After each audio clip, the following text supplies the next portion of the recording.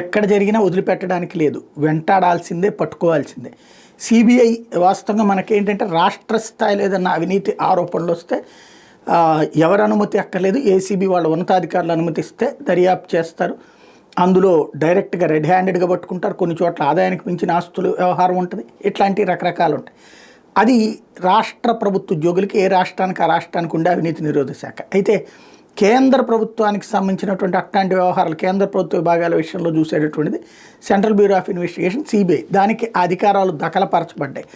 Even మన వివిధ రాష్ట్రాల్లో ఏదైనా సిబిఐని బ్యాన్ చేసిన అంటే వాళ్ళకి లైసెన్స్ రెన్యువల్ చేయకపోయిన, ఏడాదికి ఒకసారి చేసేటటువంటిది రెన్యువల్ చేయకపోయినా, ఎందుకంటే ఢిల్లీ పోలీస్ యాక్ట్ కింద అది రిజిస్టర్ అయింది కాబట్టి దాంట్లో రెన్యువల్ చేయకుండా ఆపడం ఇంతకుముందు ఆంధ్రాలో కూడా చేశారు కదా, అట్లాగా చేయకపోయినా సరే సెంట్రల్ ఇష్యూస్లో మాత్రం సెంట్రల్ గవర్నమెంట్ కార్యాలయాల్లో రైడ్స్ మాత్రం చేయొచ్చు.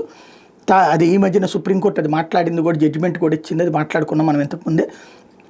తాజాగా డిఫెన్స్ సీనియర్ ఆడిటర్తో పాటుగా ప్రైవేట్ డిఫెన్స్ సప్లయర్స్ మీదన ప్రైవేట్ డిఫెన్స్ సప్లయర్స్ నుంచి 10 లక్షల రూపాయల లంచం తీసుకున్నటువంటి డిఫెన్స్ సీనియర్ ఆడిటర్ని రెడ్ హ్యాండెడ్గా పట్టుకుంది.